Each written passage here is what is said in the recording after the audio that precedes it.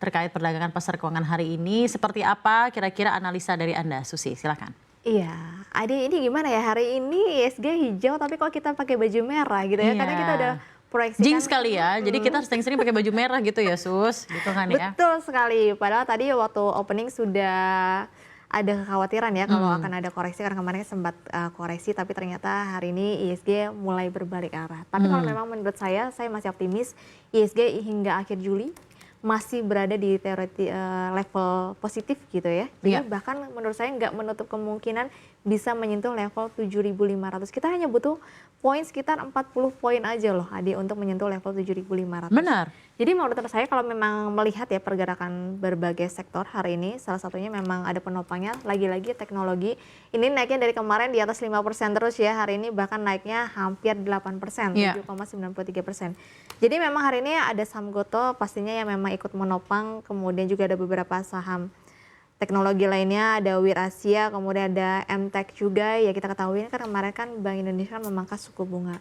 Biasanya memang kalau Bank Indonesia memangkas suku bunga, saham-saham atau di sektor teknologi yang memang justru sangat rentan gitu ya terhadap kenaikan penurunan suku bunga, justru memang diuntungkan ketika suku bunga turun. Bahkan salah satunya hari ini ada lagi-lagi saham DCI Indonesia yang naiknya arah lagi nih, ada bahkan sampai 20%. Sekarang harga sahamnya sudah di level 346.725 rupiah per lembar saham.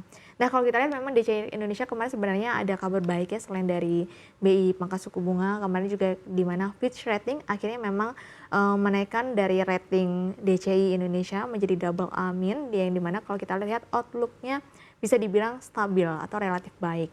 Nah memang selain dari saham-saham teknologi ini ada beberapa sektor lainnya. Kalau kita lihat ada properti, tentu saja properti akan terdampak positif ya, harapannya suku bunga KPR-nya juga bisa ikut turun, sehingga orang ingin membeli properti juga bisa lebih cost-nya lebih rendah ya. Makanya kalau kita lihat saham-saham properti juga memang akhirnya naik juga. Selain itu dari basic industri yang diisi oleh saham-saham emas, di sini naiknya 2% lebih. Kita ketahui kemarin harga emas itu melesat 2 hari beruntun di atas 1%. Jadi dimana kalau kita lihat ini ada kekhawatiran nanti untuk tenggat waktu deal-dealan tarif perdagangan di 1 Agustus akhirnya mendorong harga emas naik. Makanya kalau kita perhatikan hari ini ada Antam, kemudian ada MDKA, ada BRMS gitu ya.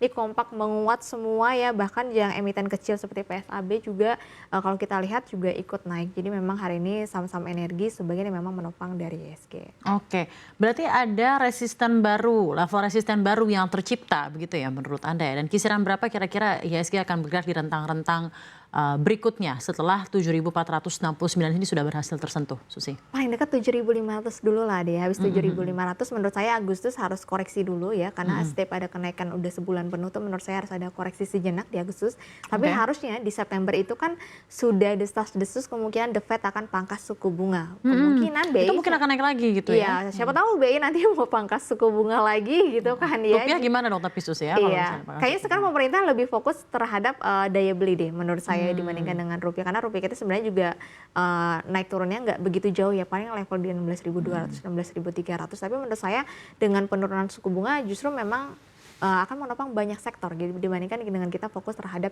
stabilisasi dari rupiah sendiri. Harapannya September kita akan dapat kabar baik sehingga ISG menurut saya masih optimis sekali bisa tembus level 7.700 hingga akhir tahun.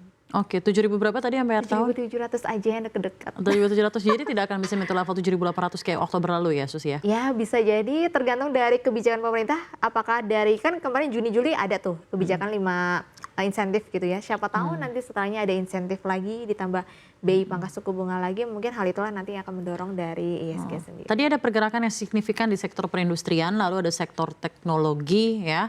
Mungkin bisa disampaikan ke pemirsa CNN Indonesia, emiten-emiten apa yang tadi ada di sektor perindustrian dan juga sektor teknologi yang menyebabkan penguatan ISG di hari ini, Susi? Ya, kalau teknologi sebenarnya kenaikan signifikan ada di Goto sama ada di DCI Indonesia. DCI Indonesia itu memang market cap-nya sudah luar biasa sekali, harga sahamnya aja itu udah mahal gitu ya. Memang salah satunya kalau DCI Indonesia seperti yang saya sebutkan tadi, di mana ada kabar baik dari Fitch Rating yang naikin dari peringkat dari DCI Indonesia dan outlook-nya adalah stabil. Hal itu akhirnya memang mendorong saham DC ini memang arah beruntun dari kemarin gitu iya, ya. benar, benar, Nah, kalau untuk di industrial sendiri memang kalau kita lihat hari ini ada beberapa sektor otomotif. Nah, kita kan sebenarnya bentar lagi ada Gias nih, Ade. Nah, Iya, jadi dengan adanya Gias, di mana harapannya suku bunga turun, ada Gias, penjualan otomotif bisa naik lagi. Karena kita ketahui penjualan otomotif kita itu di sepanjang tahun ini cukup buruk ya, turunnya lumayan benar. drastis sekali gitu ya. Agak cukup alot nih jualan kendaraan. Nah, harapannya dengan adanya Gias nanti yang akan ada di akhir Juli hingga awal Agustus, kemudian ditambah lagi ternyata Astra Internasional hari ini memang naiknya luar biasa ya, hampir 6% di 5,54%. Jadi sebenarnya memang ada kabar terbaru juga dari Asin ya, Dek.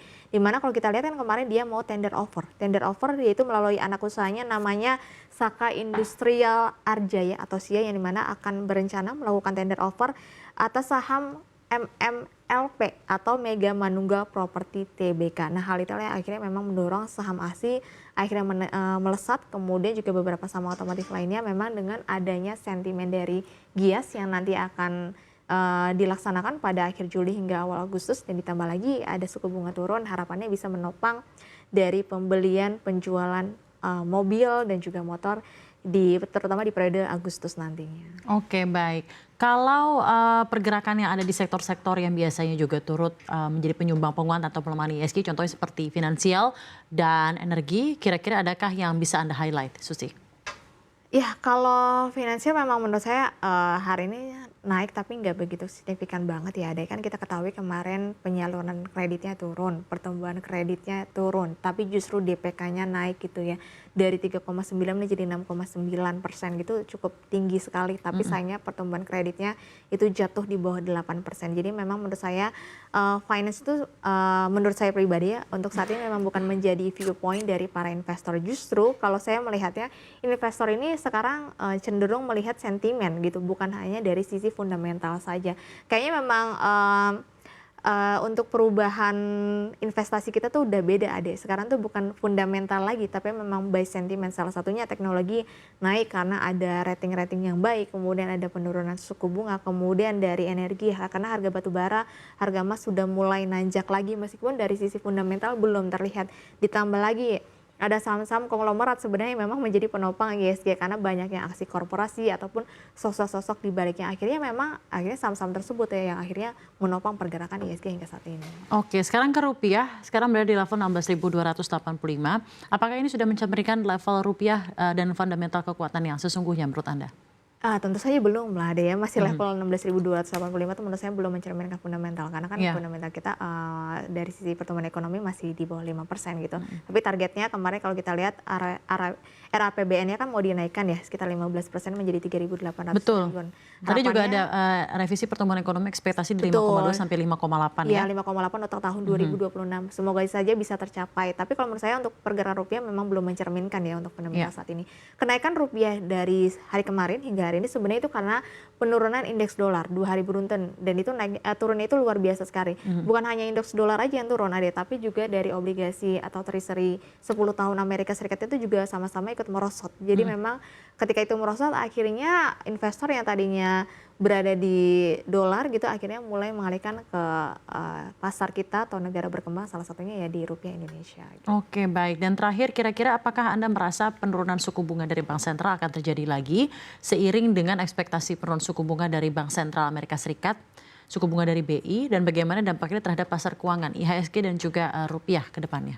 Kalau saya masih optimis The Fed nanti masih akan pangkas suku bunga 2 kali ya, September dan mungkin Desember. Karena saya masih yakin sekali ISG, pasar keuangan kita itu akan bullish hingga akhir tahun. Kita nggak tahu akhir tahun depan, tapi menurut saya sampai akhir tahun bisa tembus seperti yang saya sebutkan tadi, level 7.700-an itu menurut saya nggak menutup kemungkinan bisa kesentuh karena hanya butuh sekitar 200 poin saja.